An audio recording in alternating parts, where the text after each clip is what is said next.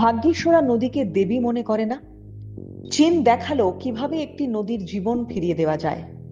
এশিয়ার দীর্ঘতম নদীর বাস্তুতন্ত্র পুনরুদ্ধারের জন্য চীন উচ্চতর ইয়াংসি নদীর প্রধান উপনদী চিশুই হের ৩৫৭টি বাঁধের মধ্যে ৩০০টি ২০২৪ সালের ডিসেম্বরের শেষের দিকে ভেঙে ফেলেছে। ৩৭৩টি ছোট জলবিদ্যুৎ কেন্দ্রের মধ্যে ৩৪২টি বন্ধ করে দেওয়া হয়েছে।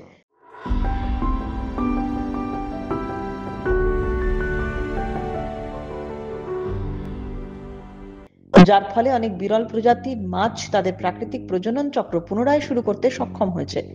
ইউনান, গুইঝো এবং সিচুয়ানের মধ্যে দিয়ে ৪০০ কিলোমিটারেরও বেশি পথ জুড়ে লাল নদী প্রবাহিত।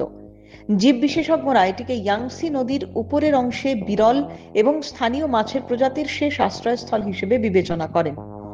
গত কয়েক দশক ধরে জলবিদ্যুৎ কেন্দ্র এবং ঘন বাঁধের কারণে জলপ্রবাহ ক্রমশ বন্ধ হয়ে গিয়েছিল, যার ফলে নদীতে জলের পরিমাণ সীমিত হয়ে পড়ে এবং কিছু অংশ সম্পূর্ণ শুকিয়েও যায়।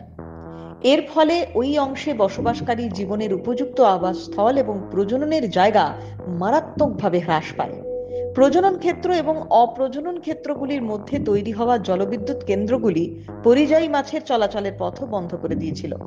২০২০ সালে শুরু হওয়া বৃহৎ পরিসরে সংশোধন কাজের ফলে জলজ বন্যপ্রাণী প্রজাতি তাদের আবাসস্থল ফিরে পেয়েছে। পাশাপাশি ফিরে এসেছে স্টারজন প্রজাতির বিলুপ্ত জীব। ২০২৩ এবং ২০২৪ সালে লাল নদীতে ইয়াংজি স্টারজনের ২টি প্রজাতি ছাড়া হয়। এগুলি বর্তমানে পরিবেশের সঙ্গে খাপ খাইয়ে নিয়েছে এবং বেড়ে উঠছে। মোটের উপর লাল নদীর জলজ জীববৈচিত্র্য ক্রমশ উন্নত হচ্ছে। নদীর বিভিন্ন অংশে সংগৃহীত মাছের প্রজাতির সংখ্যা উল্লেখযোগ্যভাবে বৃদ্ধি পেয়েছে। স্থানীয় প্রশাসনও নদীতে বালি উত্তোলন কঠোরভাবে নিষিদ্ধ করেছে।